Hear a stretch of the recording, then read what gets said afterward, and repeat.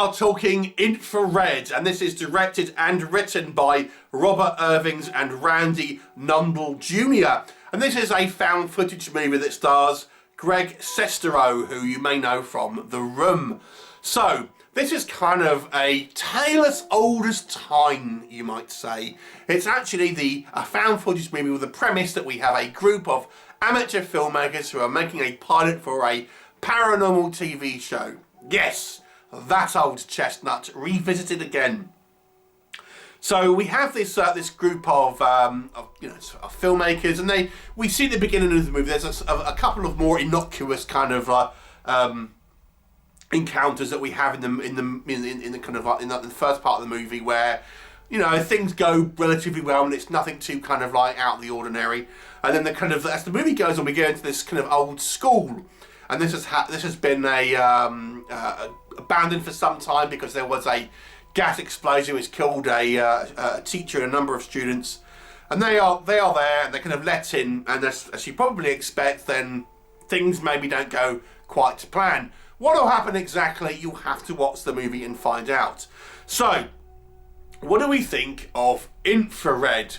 This is standard found footage movie 101 in many ways. It takes that, even found footage now, there are, you know, different types of kind of movies within that, and the old paranormal investigators is probably the most common out of the kind of the plot devices, so to speak, where we have kind of found footage. So it's certainly not treading any new ground, but it does have a couple of interesting smaller elements that I think it kind of introduces.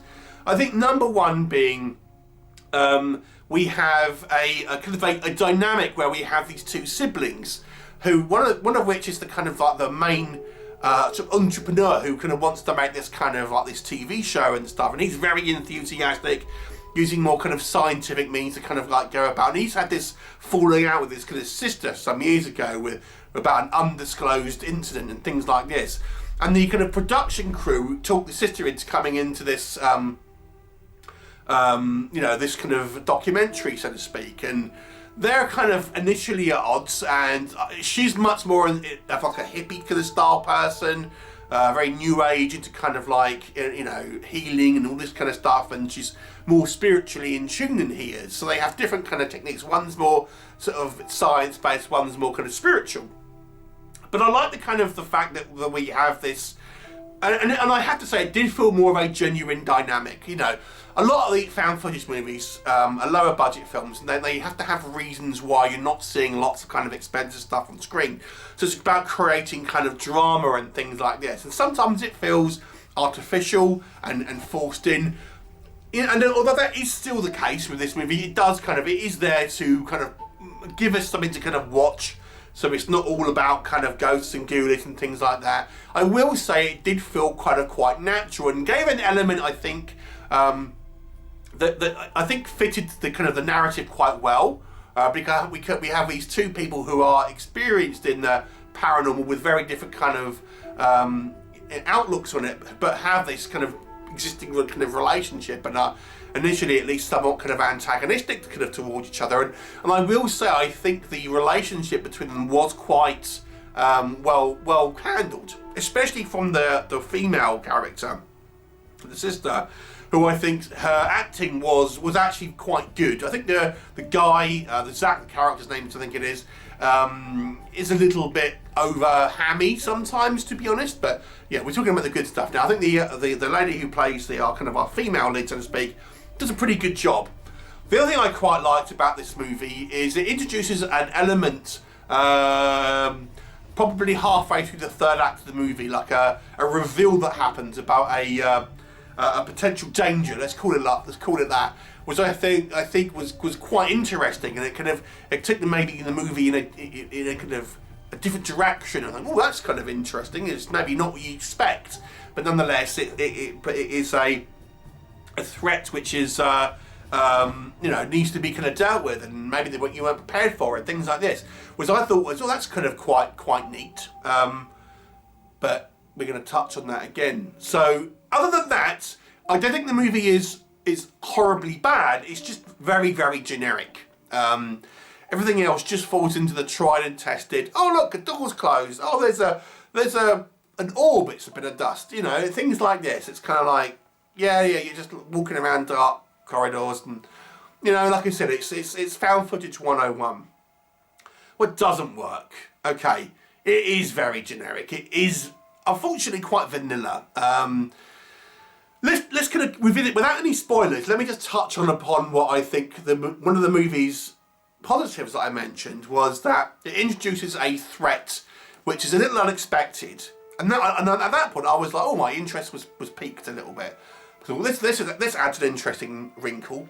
But then they shit the bed with it, unfortunately, and they took it in a direction which really didn't take advantage of the potential that it could have had.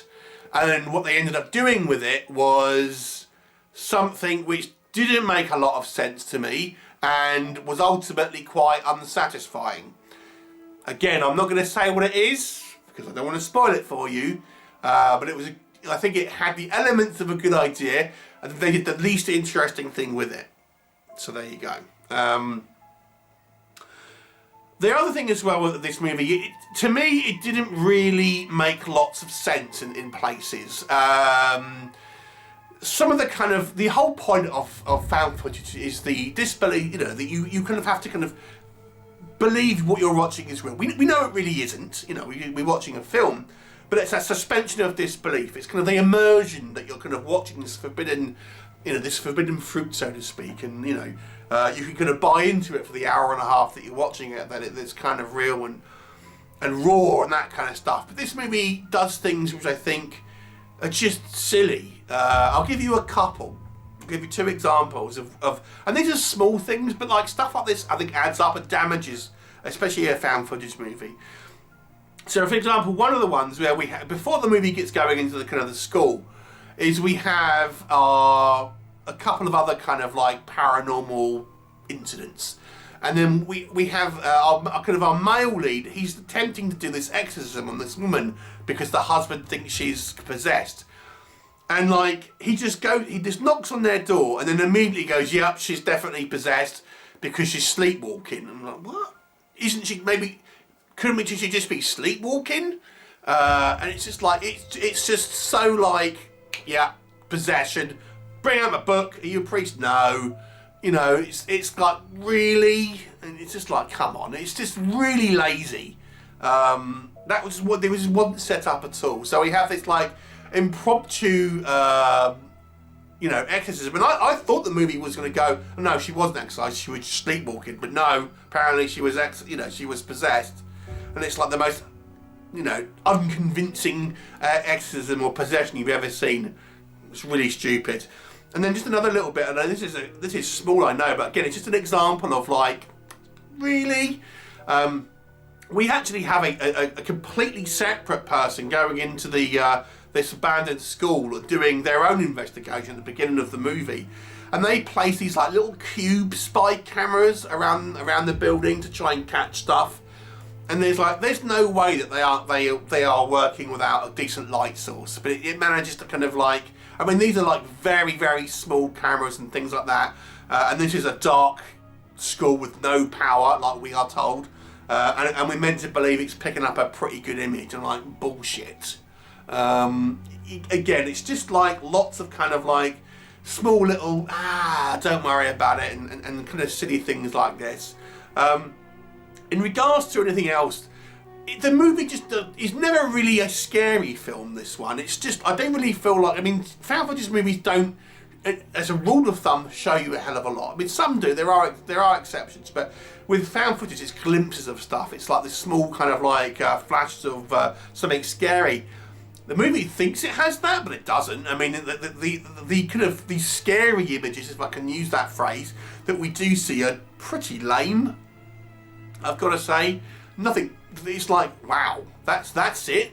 That is your big scare, and I'm like, oh dear, that is not good. And then in the context of, how can I put this without spoiling stuff? And in the context of why these spirits are maybe in this building and doing what they're doing, again, it didn't really make any sense narratively. I think you need to be able to set stuff up. I mean, we're told that there was this gas explosion and it's killed a teacher and some students. And if, you know, if we have spirits based on them, why are they in there being sort of aggressive to, you know, to other humans and stuff? It's like, why, you know, that was just an accident. It's not as if they were had acts of aggression against them necessarily and things like this. There just wasn't enough there. So it's a very, very run-of-the-mill found footage movie. A couple of neat ideas, I think, that make it, you know, it's not a bad watch necessarily, but it's just not particularly interesting. And I have to say, just a couple of silly moments to knock it down from an average movie to a slightly below average 4 out of 10. Have you seen it? What did you think of it? Leave me a comment and I'll look forward to seeing you next time. Bye for now.